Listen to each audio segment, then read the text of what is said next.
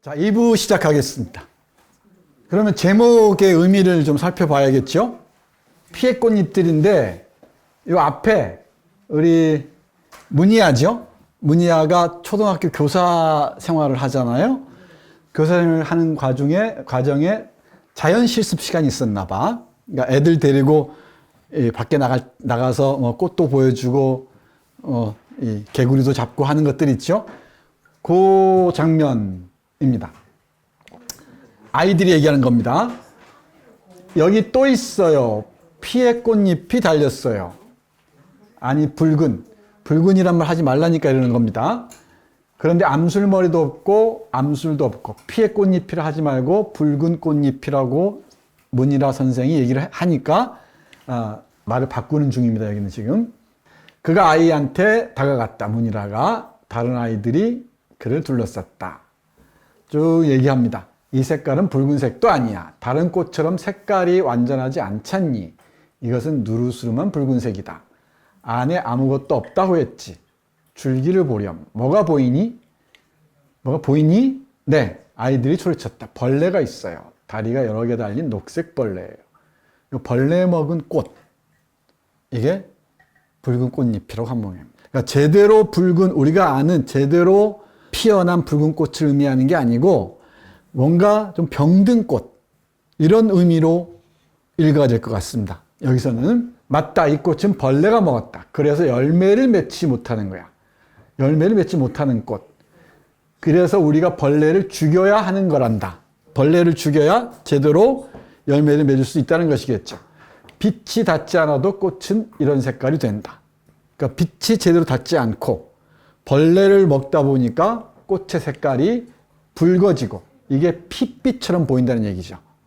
이건 우리 케냐의 그 현실 상황을 은유적으로 보여주는 것이기도 하고, 또 케냐인들의 정신이랄까요? 마음의 상태, 앞에서 마음의 탈식민주화 얘기했었죠. 정신의 식민지와 탈식민지화 얘기할 때 말했던 그런 케냐인들의 식민지화된 정신을 얘기할 수도 있겠지. 이렇게 봐야 될 것 같고, 여기 한 걸음 더 나아가면 벌레를 제거하면은 꽃은 다시 피어날 수도 있겠죠. 그 맥락에서 이해하시면 어려움은 없을 것 같습니다. 피의 꽃잎들이라는 제목은.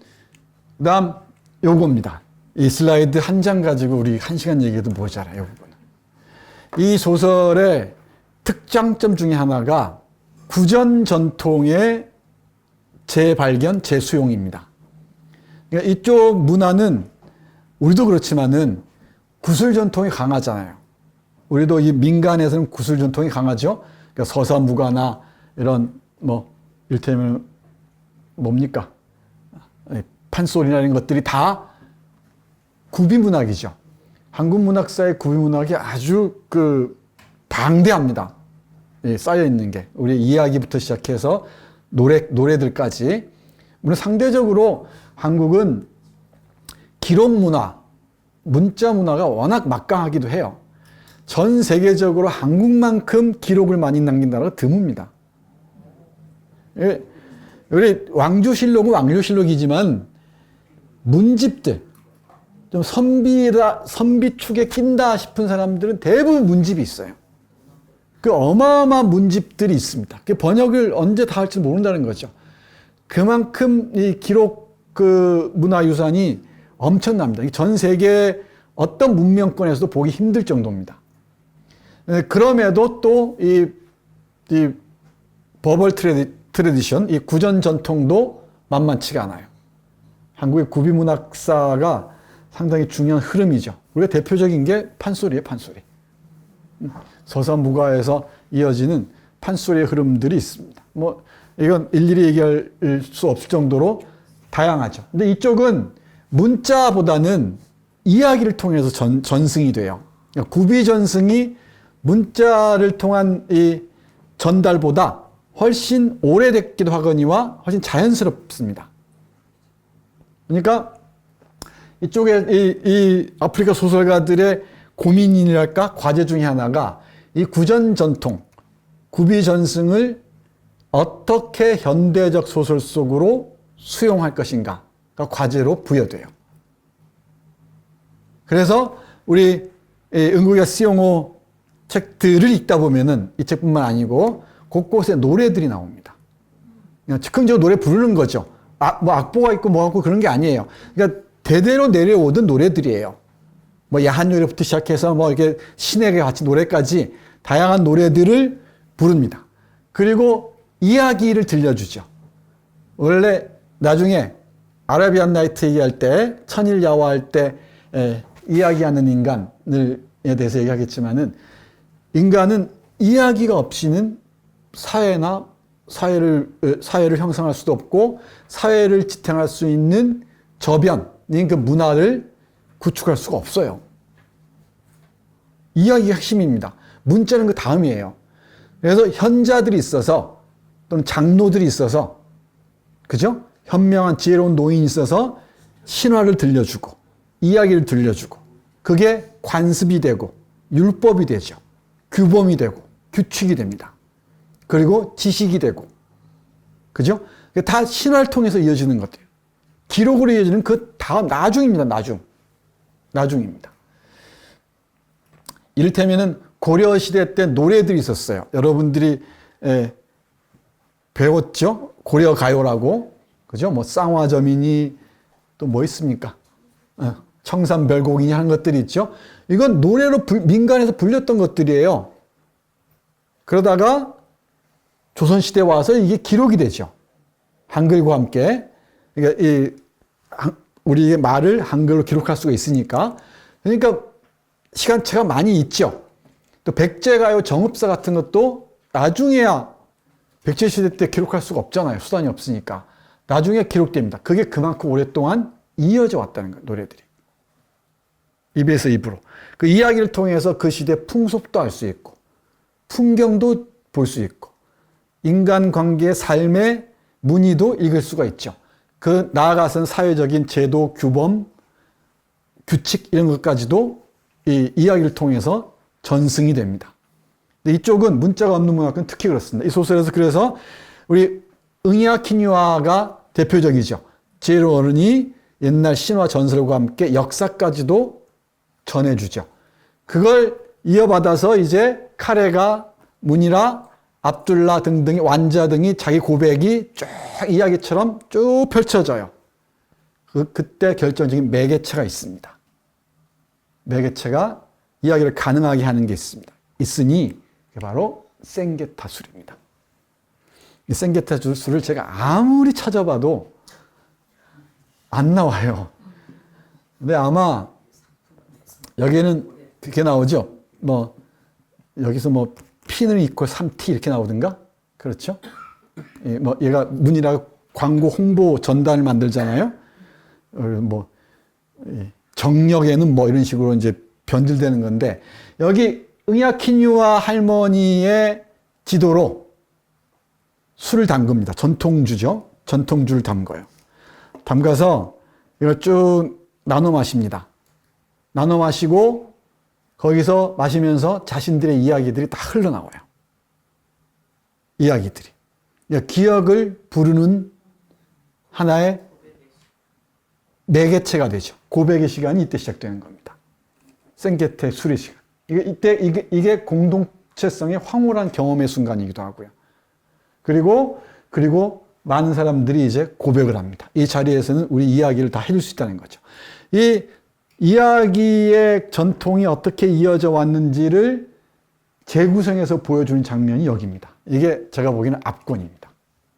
이 피해 꽃잎들의 압권, 어떤 다른 소설과 구분되는 압도적인 그 특장점을 고르라 그러면 저는 여기로 고를 것 같아요. 이 술을 담그는 과정이 나오죠. 다 이게 항아리에다 담아놓고 나중에 마지막에 생케타라는 이 식물 같아요. 기장 비슷한 것 같습니다. 그걸 넣어서 이제 술을 증류주를 빚어내는 거죠. 그죠? 그걸 마시고 난 다음에 자신의 이야기들을 쭉 펼쳐 보입니다. 여기서 끝나는 게 아니고 이 생케타 술이 나중에 뉴 일모르그로 바뀌면서 개발이 되면서 이게 상품이 되죠. 상품이 돼서 변질이 돼요. 변질이 대량 생산되고 이게 변질이 되면서 이게 생케타가 실질적인 신화적인 신성한 힘을 상실해 버리죠. 생케타가 힘을 발휘하는 순간, 이 순간과 마지막 개발된 상황에서 뉴 일모르그에서 대량 생산된 생케타가 젊은이들을 중독시키고 자본가들의 배를 불리는 수단이 되는 순간 이 힘은 죽어버리는 거죠. 이게 제가 보기에는 이 소설에 있는 핵심 중에 하나입니다. 이게 다른 거하고 달라요. 이게 우리 누구나 독자들은 이 카레라, 이 문이라, 압둘라, 완자 이 얘기는 다 알아요. 책 좀 읽었다는 사람은 금방 압니다. 근데 한 걸음 더 들어가려면 이걸 봐야 돼. 이게 핵심입니다. 이거 보려면은 여기부터 봐요. 4개의 작고 붉은 잎이 달린 그 식물이잖아요. 앞에서 붉은 잎 했었죠? 그럼 벌레 먹은 꽃잎이었잖아요? 근데 또 여기서는 이 붉은 잎은 또 다릅니다. 여기서는 그죠?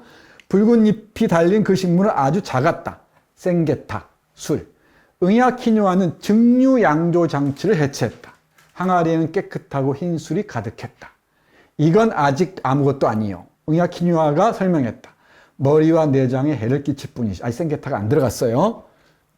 생게타를 짜서 넣어야 술이 되는 거예요. 저희 진도에서 나는 홍주 혹시 마셔보셨을까? 예, 홍주를 떠올리시면 될 것 같아요. 이게 소주하고 비슷한데, 소주에서 내리는데 찹쌀로 할 거예요. 거기에 뭐라 그러죠? 붉은 빛을 내는 뿌리인데, 무슨 뿌리를 이렇게 합니다. 그럼 그 빨간 색깔이 나온다 그러죠. 그걸 떠올리시면 될 것 같기도 하고. 자, 보세요. 생게타. 이것은 꿈이고 소망이라고. 술 좋아하는 사람들이 이게 뭔지 압니다. 예, 여러분들 이제 흉내내는 사람들이 이게 뭔지 몰라요. 예, 이 술의 미학의 이 정점에 가 있는 사람들은 황홀합니다. 요 순간에. 사람들에게 시력을 주지. 하느님의 총애를 받는 사람에게는 이것이 시간의 강을 거슬러 올라가 조상들과 이야기할 수 있게 해주기도 한다. 이게 술의 힘이에요. 우리가 음복이라 하잖아요. 이 조상의 뜻을, 조상을 기억하면 조상의 기억을, 과거의 기억들을 나눠 마시는 거죠. 예언자들에게 혓바닥을 주고 시인들과 기찬디, 악기죠. 연주자들에게는 말을 준다고. 아이를 못 낳는 여자들에게는 아이를 준다고. 단 믿음을 갖고 순수한 마음으로 마실 때만 그렇다고. 때만.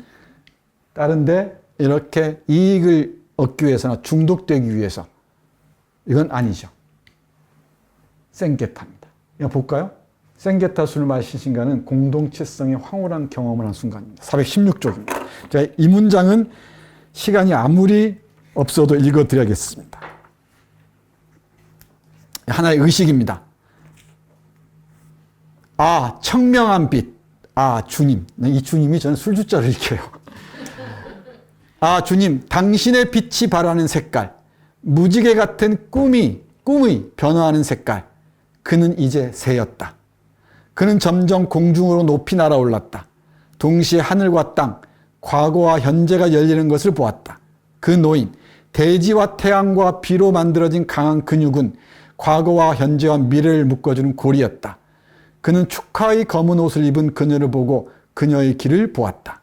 그는 그녀가 거대한 시간의 계속적인 흐름을 따라 먼 과거로 갔다가 미래로 가는 모습을 보았다.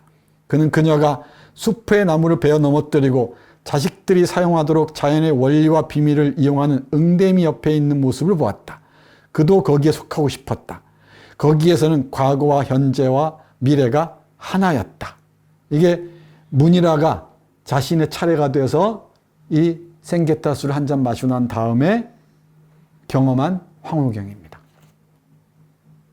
과거와 현재와 미래가 하나로 만나는 순간이죠. 그래서 좀 넘어가면 그렇습니다. 당신을 통해서 당신에 묻혀 나는 역사 속으로 다시 태어날 거예요. 이런 분리가 아니라 선수, 배우, 창조자가 될 거예요. 가장 빛나는 지점입니다. 그리고 뒤에 이제 쭉 각각의 고백이 시작돼요. 우리 술의 힘을 빌어서라고 얘기하죠. 근데 술이 가지고 있는 가장 긍정적인 그 지점이 아닌가 싶습니다. 애주가로서 이 문장 읽으면서 참 행복했습니다. 나중에 이거 외워야 될 것 같아요. 왜?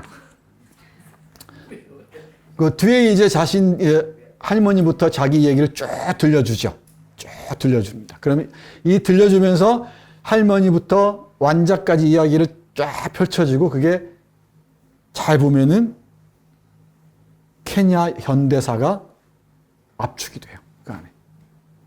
이 마오마오를 중심으로 한 제국주의 저항의 역사가 압축이 됩니다. 그리고 거기에서 이들이 겪어했던 고통들 있죠. 고통들을 통해서 신식민주의가 어떻게 지속되고 있는지. 여기서 응야키뉴아는 독립을 위해서 그렇게 싸웠는데 지금도 싸워야지 라고 얘기하죠.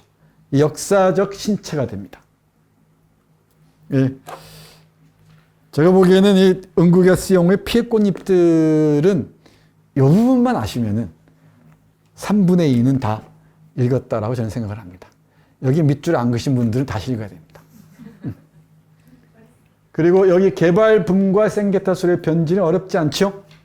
이건 제가 굳이 설명 안 드리겠습니다. 양조장을 만들고 이 양조장이 처음에는 완자하고 압둘라가 공동 경영했었어요. 그죠? 근데 이게 나중에 음지고인가요? 키메리아인가요? 얘가 들어와서 이걸 다 사버리죠. 사버리면서 대형화하죠. 여기에 카레라가 노동자로 들어가지. 그렇죠? 카레라가 이 경찰에 잡혀 있을 때 어떤 그 문이랑 잡혀 있을 때인가요?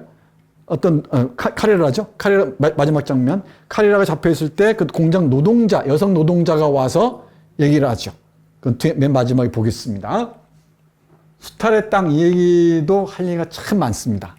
짧게만 얘기할게요. 일단 일모르그 평원은 여기서 이 소설의 배경이 되는데 일단 가상으로 일단 우리는 봐요. 보는데 여기는 케냐를 스핑크스의 땅 어디예요?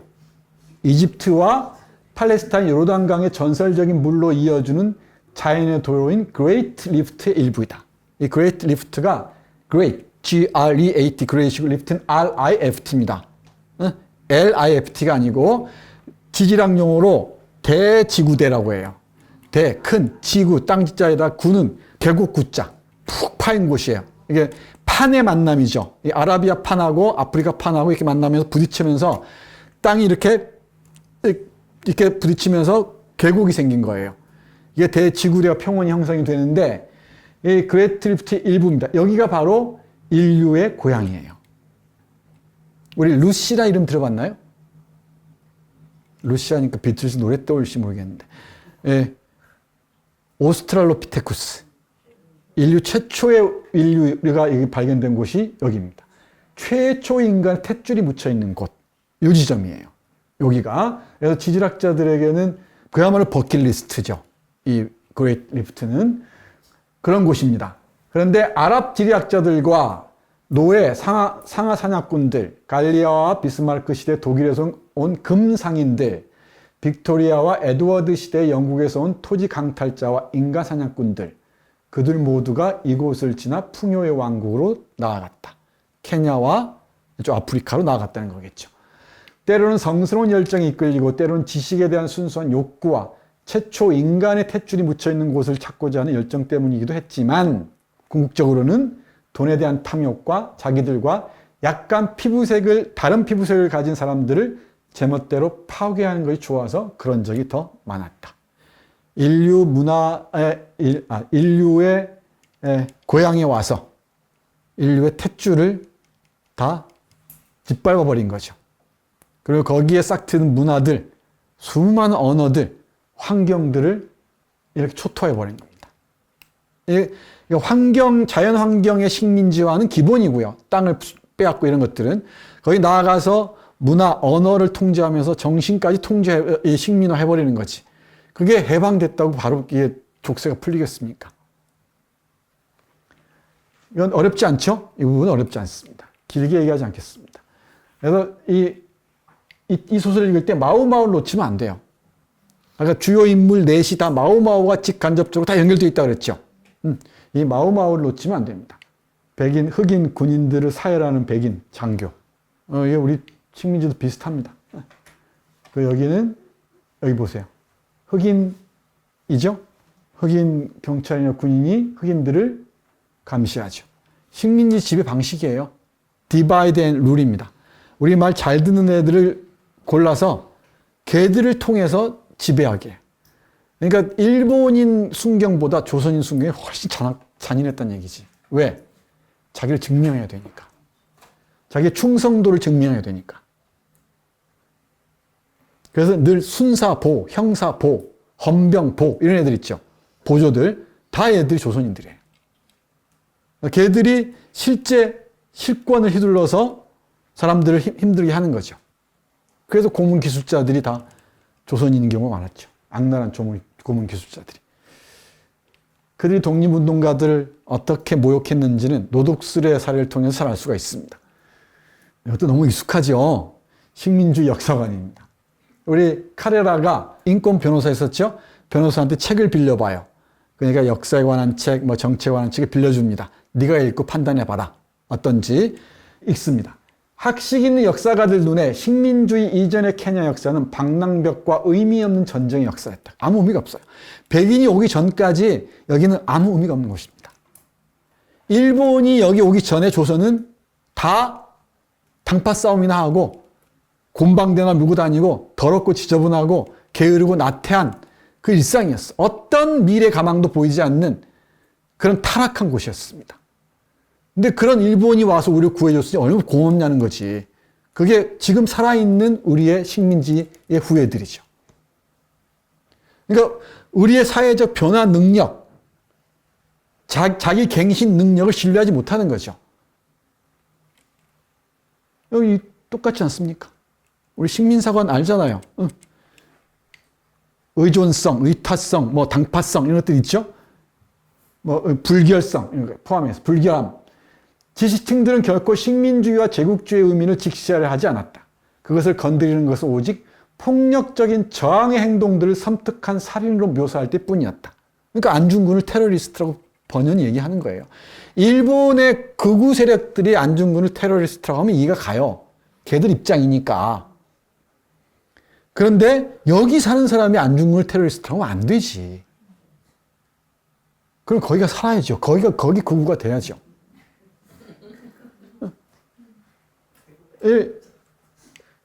안 어렵죠? 우리 주위에 너무나 생생한 사례들이 살아있어서 제가 굳이 설명할 필요가 없습니다. 어떤 사람은 심지어 독립투쟁 기간에 적들에게 나라를 팔아먹은 사람들을 복권시켜주자고 했다. 참 안 어렵죠? 응? 너무너무 쉽습니다. 어떤 사람은 케냐인의 야만성에 대해 미첼 총독, 영국 총독입니다. 총독이 했던 언급을 긍정적으로 인용하며 이 야만성의 역사적 기원과 그가 미개한 문명이라고 일컫는 것을 보여주려고까지 했다. 여기가 다 야만성의 역사적 기원이 여기 있다는 거예요. 아까 프란츠 파농 얘기했었죠. 여기가 인간의 가장 깊은 어둠이다. 백인들은 그 어둠에서 가장 멀리 벗어난 사람이라는 거지. 그는 자연이 아프리카인에게 너무 친절했다고 결론 지었다. 아무런 그 문명의 세례를 두지 않았던 거죠. 우리 지난 시간에 야생의 사고 같은 거 얘기했잖아요. 그 사고 체계가 얼마나 정밀한데. 그 문화라는 게 얼마나 풍요로운데요. 그 관계망이라는 게 얼마나 촘촘하게 짜여져 있는데. 클로드 레비스트로스의 그 친족관계 구조변화 이런 책들 보면 놀랍습니다. 저는 그 그림을 다 그리면서 읽었던 기억이 나는데 정말 정밀해요. 정밀하게 구조가 되어 있습니다. 그 야생의 사고를 조금만 공부해도 이러지 않을 텐데 그렇습니다. 그렇다면 아프리카에 있는 우리의 문명 속으로 들어온 식민주의자들로부터 잔인한 대우를 받아도 싸단 말인가? 라고 카레가 묻습니다. 그렇다고들 얘기하지. 누가? 백인들이 당연히 그렇게 생각하고 흑인들까지도. 조선놈은 맞아야 싸. 조선놈은 은혜를 모르는 놈들이야. 조선인들이 그렇게 얘기하죠. 이 역사에 자랑할 만한 게 없었다. 교수들은 민중의 노력과 과거의 투쟁을 능욕하고 모욕하는 걸 즐겼다. 너무너무 쉽습니다. 우리 뭐 정신대는 없다 이런 얘기하는 사람들이 아무렇지도 않게 활개치고 다닙니다. 뭐죠? 반종족주의론인가요? 그 책들이 버젓이 아무렇지도 않게 읽힙니다. 기본적으로 조선인의 가장 핵심적인 특징은 거짓말 잘한다는 거지. 그래서 얘기하는 거예요. 그러니까 얘들은 종족이야. 왜? 토템이니까 아직. 민족이 아니라. 얘들이 토템으로 섬기는 것은 돈이라는 거야. 그러니까 조선 놈들은 돈만 주면 다 뭐든지 한다는 거지. 그런 글들이 나오는데도 조용해요. 놀랍지 않습니까? 이렇습니다. 네. 일본 제국주의가 뒤에서 어떻게 이들을 존용하는지는 알만한 사람들은 다 압니다. 아는데 우리의 탈식민화가 너무나 거리가 멀다고 머나먼 길이라고 생각하는 것은 앞에서 잠깐 지나가듯이 얘기했지만은 우리가 식민지 상태, 우리의 정신의 식민지 상태에 있다는 것을 인지하지 못한다는 거예요. 배부르고 잘 사니까 우리가 온전한 삶을 산다고 생각하죠. 근데 식민 상태에서 벗어나려면 아직 멀었습니다. 여러 분야에서 그렇습니다. 추위. 아까 무슨 학교 있었죠? 시리아나 학교 교장으로 온, 백인 대시 온 사람입니다. 검은 피부의 백인입니다. 이것도 안 어렵습니다. 미국 갔다 왔다 그러면 이상하게 미국인처럼 얘기하고 싶은 거예요. 영어를 쓸 필요가 없는데 굳이 영어를 씁니다. 영어를 써야 할 필요가 있을 때 있어요. 그죠? 그때는 누가 뭐라 그럽니까? 근데 뻔히 아는 말들도 다 영어를 해야 돼. 이 한국의 미국 의존성은 심각한 수준입니다. 이건 학문부터 시작해서 모든 풍속, 이런 모든 영역까지 보통 심각한 수준이 아닌 것 같아요. 저보고 그러면 반미주의자 이런 것 같은데, 저는 반미주의자 아닙니다. 미국의 좋은 점도 잘 알아요. 근데 미국이 안고 있는 문제들이 또 얼마나 심각합니까? 같이 봐야죠. 근데 저는 미국 가서 공부했던 사람들을 보고서 참 아름다운 사람들을 별로 못 만난 것 같아요. 검은 피부의 백인, 노란 피부의 백인들 많습니다. 그는 오랜 세월 지켜온 학교의 전통을 유지돼야 한다고 했습니다. 이 백인이 와서 그래요. 따라서 아프리카 선생, 아프리카 역사, 아프리카 문화에 관한 헛소리는 더 이상 듣고 싶지 않다고 했습니다. 학생들이 요구하거든. 동맹 파업을, 동맹 휴업이라고 그랬겠죠. 학생들이니까. 요구를 하는데 그런 헛소리 하지 말라는 겁니다. 아프리카나 중국이나 그리스 수학과 과학이 어찌 있을 수 있냐는 것이에요. 아프리카나 중국에 어찌 그리스 같은 수학이나 과학이 있겠냐는 겁니다. 조지프 니덤이라는 걸출한 과학사학자가 있는데 이 사람이 쓴 중국의 과학과 문명이라는 대작이 있습니다. 한국에는 세 권만 번역이 되어 있는데 구하기는 어려울 거예요. 아마 도서관에, 큰 도서관에 가면 있을 겁니다. 제가 아끼는 컬렉션 중에 하나입니다. 중국의 과학 문명이 대단했죠. 근대에 이르러서 이게 이어지지 연속되지 않아서 그렇지 발명들은 물론이고요. 종이, 화약 이런 것들은 물론이고 그야말로 수학이나 과학 이 수준이 서양은 상상 못할 정도입니다. 근데 그게 어느 순간에 그게 이 근대화 과정에서 이 전기기관과 이런 거 연동돼서 이게 무너지기 때문에 그렇지 이런 식의 노예 근성, 종속 근성이 어디 있습니까? 아무튼 이걸 뻔히 받아들이죠. 이런 것들이. 중요한 것은 좋은 선생과 건전한 내용이라고 했습니다. 그건 피부색과 아무도 상관이 없다고 했습니다. 초서, 캔터베리 이야기, 이건 14세기 초네요. 셰익스피어, 나폴레옹, 또 우리 얘기들이죠. 리빙스턴, 서구의 정복자들, 서부의 발명가들과 탐험가들이 훨씬 더 맹렬하게 우리의 머릿속에 주입되었습니다. 우리는 중학교 다니면서부터 완전 정복으로 학습하면서 나폴레옹을 가슴속에 품고 살아왔습니다.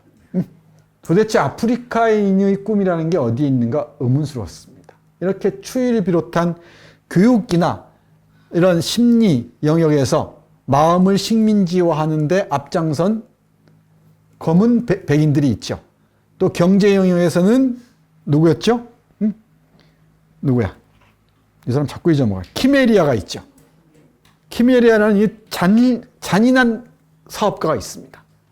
모든 걸 다 빨아들이는 이런 자들이 있습니다. 그 뒤에 백인 유로백이 있는 거죠. 다시 얘기하지만 남 얘기로만 저는 듣겠습니다. 여러분들은 뭐 어떻게 들어도 좋아요. 자, 독립을 위한 투쟁의 대가도 너무 많이 들어서 이게 데자뷰가 너무 선명해요. 우리 그런 얘기 많이 했죠. 친일한 사람들은 구중궁궐 같은 저택에 살고 독립운동한 사람들은 다 허물어져가는 오두막집에 산다고. 농담이 아니죠. 농담이 아닙니다. 체포된 후 나는 마냐니 수용소로 끌려갔지. 우리의 압둘라 얘기예요. 압둘라가 인도인하고 원주민 사이에 태어난 애죠. 풀려날 때도 제일 마지막에 풀려난 사람들 사이에 있었고 독립 전야였지. 그러나 석방될 당시에 내가 온갖 감정과 기억과 희망으로 가득 차 있었을 거라는 건 자네도 상상할 수 있을 거야. 카레가 얘기하는 거죠.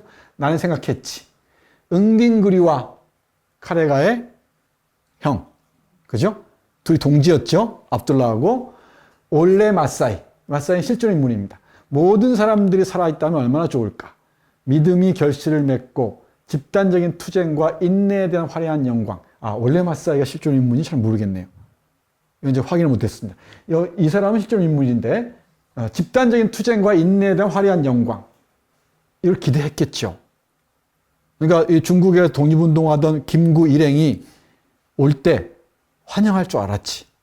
근데 거의 미리꾸 같이 들어오잖아요. 이게 우리 역사입니다. 우리 현대사의 비극이죠. 이제 모든 것이 변할 것 같았어. 우리의 노력을 비웃는 백인의 얼굴도 더 이상 볼 필요가 없을 것 같았어. 근데 웬걸. 그 특별고등경찰 최고 고문기술자의 노덕수리가 최고의 독립운동가 김은봉의 뺨을 때리죠. 그 유명한 장면입니다. 이승만의 명령을 받고 활동하면서. 그 모멸감을 어떻게 견뎠겠어요? 그 풍찬노숙의 세월을 보내고 정말 고국에 와서 새로운 희망에 차서 정말 멋진 나라를 만들어 보겠다고 왔는데 그 친일 끈앞풀들한테 이렇게 곤욕을 당하고 이렇게 모욕을 당하니 견딜 수가 있었겠습니까? 그 사람들이 몇 달 후에 46년 초반부터 대대적으로 기어나와요. 몇 달 숨어 있다가 신탁 통치와 함께.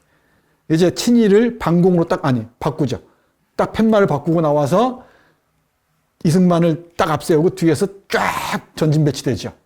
그 뒤에 미국이 있었습니다. 이건 다 아는 사실이죠? 다 아는 사실입니다. 이 얘기하면은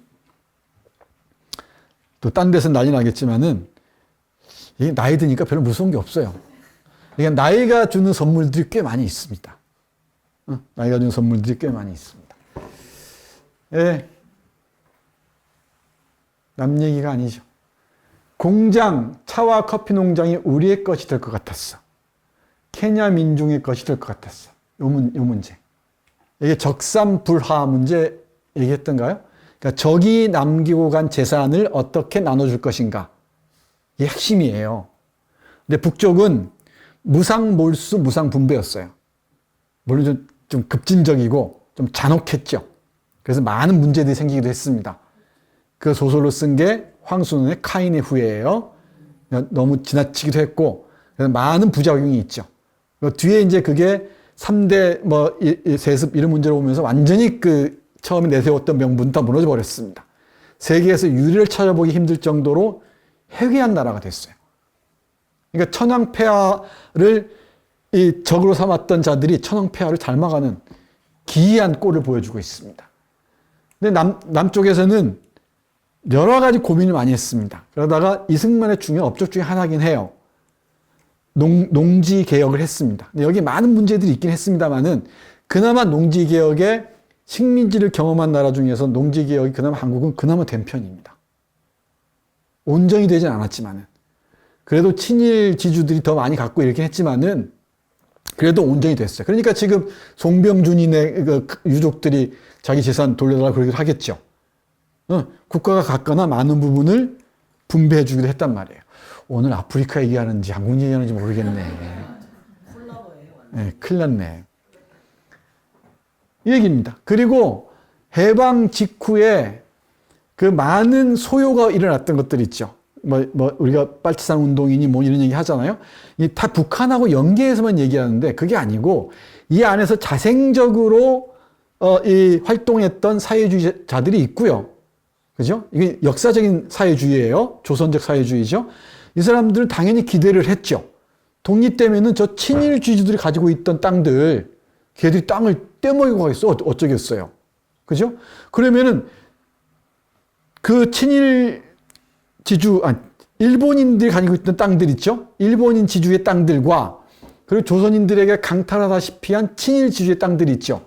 이거 다 국가에서 잘 이렇게 가져다가 공평히 나눠 주겠다. 경자 유전의 원칙에 따라서. 그죠? 그 기대를 했단 말이지. 근데 그게 안 되는 거예요. 뭐에 의해서? 한민당을 비롯한 친일 지주 정당이 있거든. 대표적인 게 전라도 지주였던 김성수 같은 사람들이 있죠. 동아일보 사주 같은 사람들이 있죠. 이 사람들이 정당을 끌어서 이승만을 호위하니까 이게 안 되는 거지. 그죠? 이 문제가 있었던 겁니다. 그게 이제 농민들을 그 빨치산 운동으로 끌어당긴 핵심적인 동력이에요. 땅 주겠다는데. 땅의 문제입니다. 적산의 문제입니다. 그러면 이런 것도 한번 떠올려 보세요. 여기 영등포 쪽에 공장이 많았거든요. 서울에는. 그리고 또 곳곳에 공장들이 있었겠죠. 일본인이 가지고 있던 공장들은 어찌할 것인가. 이것도 적산이잖아요. 그럼 이 국가에서 이 몰수를 해서 국영으로 하거나, 여긴 또 우리 자본주의 경제니까 운영할 수 있는 사람들을 공정하게 선별해서 하면 되죠. 근데 그게 또 일본인들과 가까웠던 사람들에게 대부분 넘어갔어요. 이게 심각한 문제입니다, 사실은. 그 문제 때문에 이게 얘기가 지금까지도 이어지는 거죠. 아무개 누가 다 친일이니 뭐니 하는 겁니다. 학교, 이런 문제, 공장, 땅, 이런 문제가 다 이와 연결되어 있습니다. 나는 우리의 투쟁을 날마다 방해했던 모든 사람들을 떠올렸지. 하느님은 복수는 자신의 몫이라고 말씀하시지만 나는 개의치 않았어. 하느님의 복수를 조금 도와드려도 괜찮을 것 같았어. 적어도 기생충들과 부역자들은 솎아내야 했어. 이걸 못한 거지. 이걸 못했습니다. 그러니까 김구 암살당하지. 여운형 암살당하지.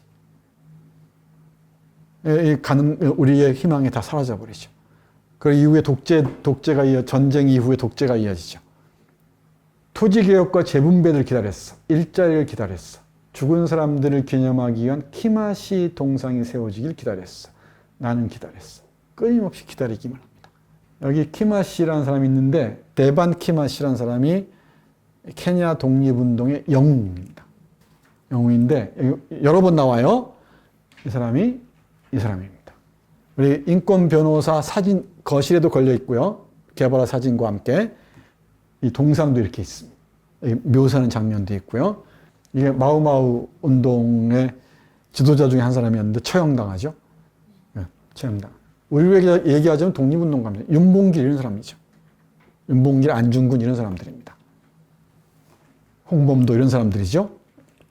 나이로비에 있는 이 데단 키마, TH를 C로 읽어, C. 데단 키마스의 동상입니다. 다 왔습니다, 이제. 계속되는 식민지. 그러다 보니까 식민지는 계속될 수밖에 없겠지. 독립운동하고 온 제국주의 세력과 싸우고 온 사람들이 이렇게 부지하 세월로 기다리기만 하고 희망을 잃어가는데 무슨 그 새로운 세상이 다가오겠습니까? 얘들이에요. 음지고, 추이, 키메리아. 얘들은 케냐 지부의 중역들이었어요. 모든 실권들 장악하고 있는 애들이죠. 나는 이 운명의 장난을 받아들일 수가 없었어요. 영국인들한테 죽은 마오마오 단원들의 시신을 운반하는 의용군으로 일하면서 부자가 된 키메리아. 배반자죠. 자기 민족을 팔아먹은 자지. 자기 같은 흑인을 팔아먹은 자가 승승장구하고 있습니다. 내 인생을 망치고 나중에 우리가 도시로 갈 때 잠자리를 강요하면서 나에게 치욕을 안겨준 그 키메리아. 그 나이로비를 가는 과정에 만났던 사람이죠. 기억나죠? 완자입니다. 또 압둘라를 보세요. 과일을 파는 사람은 전락했잖아요. 그 다리를 잃으면서까지 싸웠던 투사가 지금 오랜 길거리에서 오렌지 양가죽 팔고 있습니다. 나는 다시는 피해자 집단으로 돌아가지 않을 거예요. 이 완자 집안도 마찬가지죠. 자기 할머니의 할아버지 떠올려 보세요. 그는 먹거나 먹히거나 둘 중 하나라는 그녀의 말이 가진 바늘처럼 날카롭고 무자비한 진실을 실감했다. 그것이 그가 학교에 쫓겨난 후 카레가죠. 목격한 진실이 아니었던가. 몬바사와 나이로비에서 차와 커피 농장에서 이러한 진실을 스스로 체험하지 않았던가. 이것이 그들이 만들고 있는 사회였다. 계속되는 식민지였다. 이것이 독립 이후 그들이 만들고 있는 사회였다. 소수의 흑인들이 유럽의 이익과 결탁하여 민중의 땀을 강탈하고 햇빛과 공기 속에서 꽃을 피울 수 있는 민중의 권리를 박탈하는 식민주의적 행태를 계속하고 있었다. 이 계속되는 식민지, 이게 뭐라고요? 신식민지. 이 인식으로부터 탈식민지로 나아갈 방향성이 보인다는 거죠. 네. 이건 테마, 주제 차원에서 보자면, 메시지 차원에서 보자면 분명해 보이죠. 63년 12월 12일 케냐는 독립한 이후에도 여전히 식민지 상태에서 벗어나지 못하고 있다는 판단. 이게 이 소설의 핵심적인 메시지죠. 그래서 은국이와 스영호 소설 중에서 이 작품이 가장 정치적 성격이 강합니다. 그래서 아프리카 상황을 가장 잘 보여준 소설로 이름이 높아요. 근데 메시지만 강렬하면 소설이 너무나 앙상합니다. 구성이 중요하다고 그랬죠. 어떻게 구성할 것인가. 그게 목소리의 다양성으로 커버해 나갑니다. 그렇죠? 4명의 목소리. 그렇죠? 문이라, 카레가, 압둘라, 완자의 목소리를 직조하면서 입체성을 보여줍니다. 그리고 여기에 생게타 술로 대표되는 구슬 전통이 대대적으로 수용이 돼요. 이게 형식미학 쪽이죠. 메시지는 이쪽에서 볼 수 있을 것 같고요. 마지막 방화 장면입니다. 마지막이 아니네요. 피해 꽃잎 같은 불길인데 여기도 피해 꽃잎이 나옵니다. 그러니까 피해 꽃잎이 다양한 방식으로 읽을 수가 있어요. 아이들하고 교사 문이라고 발견했던 벌레 먹은 그 꽃잎도 붉은 꽃잎도 피해 꽃잎으로 볼 수가 있죠. 열매를 맺지 못하는 우리 흑인들의 문제. 그리고 앞에서 생게타라는 식물이 있었죠. 우리를 새로운 세계로 이끄는 그 식물의 꽃잎도 붉은 꽃잎이었지. 그렇죠? 여기 오면은 불타는 그 집도 붉은 꽃잎, 피해 꽃잎이라고 얘기를 해요. 이런 기득권 세력들, 이 제국주의 세력들과 결탁해서 식민지를 지속하고 있는 세력들 불태우는 것도 저항의 상징이죠, 이때는. 강렬한 저항의 직접적인 표상으로서 불길도 피해 꽃잎으로 묘사하고 있습니다. 그럼 피해 꽃잎이 얼추 잡히는 것 같아요. 문이라는 이 세계가 틀리고 잘못되었음을 굳게 확신했다. 그는 일주일 동안 광신도가 됐다 이렇게 나와요. 하느님에게 길을 보여달라고 시도했다. 그리고 토요일 저녁 석유를 구입하여 얘를 죽이려고 다 하죠. 얘들을 죽이려고. 카레가도 그렇고 완자도 그렇고 다 준비를 하죠. 근데 여기 실제로 이걸 감행하는 것은 문이라 했습니다. 아니, 문이라 했죠. 그가, 즉 문이라가 아니었다. 그는 단지 법에 적극적으로 복종하여 그것을 수행하고 있을 사람이었다. 자기가 한 것이지만 자기가 한 게 아니라 어떤 율법이죠. 하느님의 법에 따라서 시도한 것이었다. 이건 정말 아이러니이자 역설입니다. 이 안에는 복잡한 해석이 좀 필요하긴 해요. 우리 문이라는 완자를 사랑하잖아요. 그죠? 근데 완자는 몰래 이런 매춘구를 운영하면서도 고급 유곽 같은 거죠. 운영하면서도 카레가에게 마음을 주죠. 여기서 깊은 절망에 이르렀던 것 같아요. 우리 문이라가. 그죠? 그러니까 감정선을 보자면은 그 삼각관계가 낳은 방화로 볼 수도 있을 것 같습니다. 그렇지?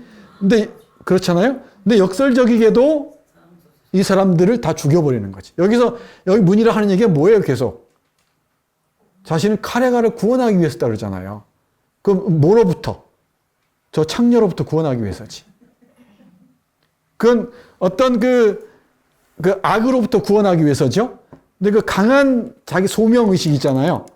소명의식에서 출발했는데 놀랍게도 이 신식민지의 두목 3명을 일망타진해버린 꼴이 돼버렸지. 이게 고수의 수법이죠. 독자의 기대를 완전히 배신해버립니다. 압둘라거나 완자가 죽인다는 건 이해가 가요. 칼이라는 상당히 급진적인 친구니까 그럴 수도 있죠. 근데 전혀 아닐 걸로 보였던 문이라를 딱 방어법으로 내세웁니다. 이제 범죄가 재구성되죠. 이때부터 짠 하는 거지. 우리의 타성적, 관성적 독해를 뒤집습니다. 이게 뭐지? 라고 묻게 되는 거지. 이건 역사는 우연이란 얘기인지 뭔지 이건 해석의 가능성이 아주 복잡합니다. 그러니까 의도하지 않은데 이 하느님의 이름으로 이런 응징을 한 셈이 돼버리죠. 뒤에 그 마태복음 인용한 부분, 모든 사람들을 도와줘야 한다 이런 얘기들 있죠. 네 옆에 있는 사람이 굶주린 사람 아니냐, 그런 그 마태복음 내용이 나오는데 그걸 실천하는 것을 볼 수 있을 것 같아요. 다른 건 릴리언이라는 그 여성의 광신하고 좀 다른 것 같습니다. 여기서는 아주 복잡합니다. 이 부분은 잘 아시는 분 있으면 댓글로 달아주시기 바랍니다. 지상에서 하느님이 하시는 일을 조롱하는 매음구를 불살라 버리라는 명령이 그에게 내려진 것이다. 이 얘기예요. 여기서는 우리 문이라는 그 음지고나 키레니아나 추위를 겨냥해서 방황한 게 아니죠. 그죠? 여기 출발은 소명의식이었어요.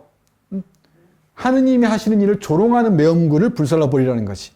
거기에서 악에 빠지기 직전에 있는 카레가도 구원하고 싶었던 것이겠죠.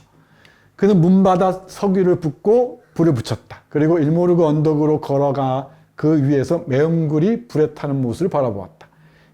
이게 그 예수가 성전 앞에서 거래한 장사꾼들의 상을 뒤엎는 걸로 묘사를 하잖아요. 그 비유를 하죠. 내 구석에서 나오는 불길이 피의 꽃잎 같은 모습으로 검은 하늘을 비추었다. 문이라는 자신의 의지로 행동했다. 그는 기도를 하려고 무릎을 꿇으며 자신이 더 이상 아웃사이더가 아니로 느꼈다. 마침내 자신이 법과 하나임을 확인한 것이다. 이 아웃사이더란 말은 앞에서부터 계속 나옵니다. 일부에서부터. 지주의 아들이라는 경계에 있는 인물이죠. 이쪽으로도 관심이 가고 자신의 의식이 끌리기도 하죠. 그러면서도 태생적인 그 조건들로부터 완전히 벗어나지 못합니다. 늘 갈등하는 것처럼 보이죠? 여기 와서는 자신이 아웃사이더가 아니라고 얘기했는데 종교의 힘을 빌긴 했는데 이게 비의도적인 의도성이라고도 얘기할 수 있을 것 같아요. 그러니까 의도하지 않은 것처럼 얘기하지만은 어쩌면 작가는 전혀 상상하지 못했던 문이라를 파견해서 이들을 응징하고 싶었던 것 같아요. 그래야 자기성이 좀 덜하죠. 자기적인 성격이 좀 덜하잖아요. 그러니까 이 마오마오하고 직접적인 관련이 있는 이 세 사람과는 달리 이쪽 문이라 쪽은 마오마오에게 상처를 입은 가족사를 가지고 있잖아. 그렇죠? 아버지가 한쪽 귀가 사라지고 이 마오마오 문제 그 때문에 자기 동생도 죽고 자살하고 그랬잖아요. 그러니까 얘를 통해서 의도하지 않은 것처럼 해서 방어를 하게 하지 않았는가 이렇게 해석할 수 있을 것 같긴 한데 이것도 좀 어렵습니다. 얘기는 한번 고민을 더 해보겠습니다. 저는 모르는 게 있어야죠. 이건 알고 모를 문제는 아닌 것 같아요. 이건 아마 독자들마다 이건 다양하게 해석이 가능할 것 같습니다. 그래서 아웃사이더처럼 보였던 사람에 의해서 응징되는 상황을 연출한 이유는 무엇일까? 이건 케냐 사회에 만연해 있는 문제를 바라보는 그 작가의 관점에서는 그 누구라도 이들은 응징할 수 있어야 한다라는 얘기를 하고 싶었던 게 아닐까 싶습니다. 내일 얘기하는데 이거 읽다 보면은 황석영의 소설이 딱 떠올라요. 황석영의 객지 있죠, 객지. 객지의 동혁이가 떠오릅니다. 내일도 태양이 떠오를 것이다. 마지막 장면인데 이걸 또 바꿨다 그러죠, 작가가 최근에. 희망을 놓치지 않는다는 거죠. 여기에 양조장에서 일하는 노동자죠. 이 여성 노동자가 와서 카레라를 만나서 하는 얘기입니다. 제국주의, 자본주의, 지주, 지렁이, 기생 상태와 상호 포식을 사회의 최고 덕목으로 목적으로 삼고 배가 불룩한 진드기들과 빈대들을 낳는 체제. 이 체제와 부당 이득만을 추구하는 신들과 그것의 하수인들이 그의 어머니를 무덤으로 몰아갔다. 소장농 어머니 있었죠? 소장농 어머니 이름이 뭐였더라? 좀 알려줘요. 마리아무. 문이라는 집의 소장농이었죠? 이 기생충들은 늘 노동자들에게 피해 희생을 요구할 것이다. 모든 땅을 외국인들에게 팔아넘겼던 소수의 인간들은 피골이 상접한 사람들이 외로운 무덤을 향해 걸어갈 때조차 민중의 피를 마시고 동일한 피부색과 국가주의에 대한 위선적인 기도를 읊조릴 것이다. 다 국익을 위해서라고 얘기를 하죠. 국가를 위해서라고. 당신은 돌아올 거예요. 이게 식민주의가 이렇게 뿌리가 깊습니다. 자신들의 성찰이나 반성이 동반되지 못하니까 지속될 수밖에 없죠. 그러니까 이런 성찰의 성공 사례는 독일이 거의 유일한 것 같아요. 우리가 독일 시민들을 존중하는 이유가 있죠. 그러니까 법치주의에 의해서 히틀러를 내세웠다는 게 독일인들에게는 역사의 어떤 굴욕으로 남는 거지. 그러니까 법치주의가 민주주의를 뒤엎은 경우죠. 법치주의와 민주주의는 다르죠, 당연히. 누군가도 얘기하던데. 이런 상황에서 독일은 철저하게 반성을 하고 다시는 그런 일이 일어나지 않도록. 히틀러를 우호적으로 얘기하기만 해도 바로 형법이 적용을 받죠. 그죠? 무섭습니다. 근데 그렇게 하지 않으면 이게 뿌리가 안 뽑힙니다. 식민주의는 계속됩니다. 그래서 저는 식민지의 깊은 그늘이라고 계속 얘기를 해왔어요. 어디나 식민지를 경험한 국가가 공통적으로 고통받고 있는 상황이죠. 당신은 돌아올 거예요. 그녀가 다시 말했다. 카레가 얘기하는 거예요. 그녀는 여성 노동자입니다. 그 목소리는 조용하지만 궁극적인 승리에 대한 확신이 담겨 있었다. 이게 리얼리즘 소설들이 보여주는 조금 뭐랄까 낯뜨거운 장면들입니다. 그냥 독자들이 판단하게 두지 꼭 이렇게 우리는 희망을 잃지 말아야 돼 이렇게 얘기해야 쓰겠나? 네? 이게 이 사회주의 리얼리즘의 낙관주의 이런 거 관련이 돼 있어요. 이런 게 정말 낯설어요. 이런 지점들은. 그러니까 케냐의 역사와 한국의 역사를 함께 볼 때는 중요한데 그리고 장점들도 많이 있죠. 중요한 작품이기도 한데 이런 장면들을 보면 그렇습니다. 이걸 또 많은 평자들은 이런 절망적인 상황 속에서도 희망을 잃지 않는 젊은이들을 보라 이거죠. 그래서 우리 압둘라가 키웠던 조지프도 또 다른 희망의 상징으로 내세우기도 하죠. 근데 그런 건 얘기 안 해줘도 알아요. 작가가 직접 나서서 얘기 안 해줘도 압니다. 아무튼 그렇다는 얘기예요. 이때는 아무튼이란 부사를 써도 됩니다. 그는 그녀를 골똘히 쳐다보았다. 이윽고 그의 눈길은 그녀를 지나 망구어 늪의 무카미를 향했다가 다시 응이야 키뉴한테 돌아왔다가 자신의 어머니를 향했다. 마치 북한 영화 한 컷 보는 것 같지 않습니까? 마지막. 그죠? 미래에 대한 끝없는 낙관. 이런 게 너무 낯설어요. 너무 나이브해 보이죠. 독자들은 이런 걸 잘 안 봅니다, 이제. 열린 결말들 통해서 독자들이 감당할 수 있는 무게가 느껴질 때 그 작품에 끌리게 되죠. 근데 이런 건 여러분들이 아시라고 얘기합니다. 이게 77년에 나왔다는 걸 주목하세요. 그리고 아프리카에서 쓰여진 장편으로서 거의 최초 수준이면 최고 수준입니다. 그러니까 우리하고 비교하면 안 돼요. 우리가 영미 문학이나 유럽 문학 이런 거하고 비교하면 안 됩니다. 다른 관점에서 봐야죠. 왜냐하면 구술 전통 같은 게 워낙 막강하니까. 그 눈길은 아키니니를 넘어 미래를 향하고 있었다. 그런 슬픔 속에서 미소를 지어야 돼요. 내일. 그는 혼잣말로 주문을 그랬다. 내일. 그는 자신이 더 이상 혼자가 아니라는 것을 알았다. 딱 북한 영화의 마지막 컷을 보는 것 같습니다. 안 어렵죠? 실제로 이 응국의 스영호는 서해주의자에 가까웠던 것 같습니다. 그리고 이제 여러 조지 콜레드나 이런 D.H. 로렌스나 이런 사람들 많이 참조하면서도 이런 사회주의적 열정을 놓치지 않았던 것 같습니다. 이것도 응국의 스용호의 특징이죠. 특징이고 특징은 특징입니다. 자, 마무리하겠습니다. 이 케냐 커피 좋아하시죠? 이 커피 때문에 여기가 이렇게 망가집니다. 커피 때문에. 이 커피가 우리 모카 커피 있잖아요. 커피가 아랍의 반도 항구 도시 모카로 갑니다. 이 아랍 상인들이 들어와서 이 아랍에는 술을 잘 안 마시잖아요. 그러니까 커피를 마시면서 공부하고 커피숍에서 대화 나누고 그러거든요. 책 읽고. 이 커피가 아랍 상인도 불러들이고 유럽도 불러들입니다. 다른 지하자원도 그렇지만은 이 커피와 차가 이 케냐를 이렇게 고통스럽게 했습니다. 이 자원의 저주입니다. 이 커피 하나의 커피의 기호학이 있습니다. 이 하나하나에 얼마나 깊은 상처들이 새겨져 있을지. 이 한 톨의 미랄이고요. 울지마 아이야. 십자가의 악마입니다. 요건 제가 권하고 싶습니다. 이런 작품들도 읽으면 금방 읽힐 거예요, 이제. 마오마오만 알면 돼요.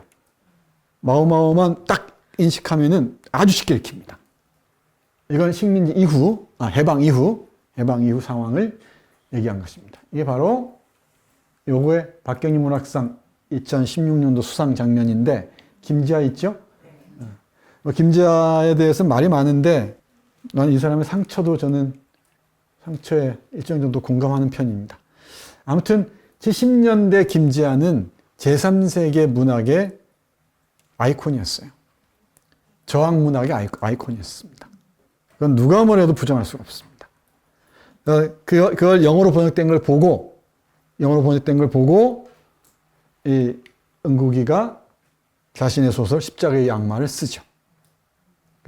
그래서 자신의 우리 김지아의 이 서사시 이 오적이 임진택의 판소리로도 들을 수 있습니다. 혹시 들어보셨는지 모르겠는데 아주 좋아요. 그것도 그 구술 전통을 그대로 재현한 것이죠. 그래서 이게 그 구술 전통을 케냐의 자기 부족이죠. 키쿠유 부족의 구술 전통을 대대적으로 수용합니다. 그러면서 신민주의의 족쇄에서 못 벗어나고 있는 케냐를 비판하는 거죠. 이건 아주 의미 있는 문학 교류죠. 아시아와 아프리카가 만나는 지점입니다. 오적과 십자가 위의 악마. 이건 놀라운 장면입니다. 그래서 오적을 읽어보세요. 십자가의 악마하고. 그게 이제 여러분들이 혹시 케냐 커피를 마실 기회가 있으면은 그때부터 마셔도 돼. 왜냐하면 고통을 이해하니까. 지금까지는 의식하지도 못한 채 이런 이 커피에 가해지는 고통에 우리가 참여했던 거죠. 알 필요 없습니다. 여기까지입니다. 오늘은 좀 강의가 길어졌습니다. 케냐의 작가 응국의 스용호의 대작 피의 꽃잎들을 통해서 아프리카 고통을 함께 했습니다. 한국의 고통과 비교하면서 함께 했습니다. 마치겠습니다.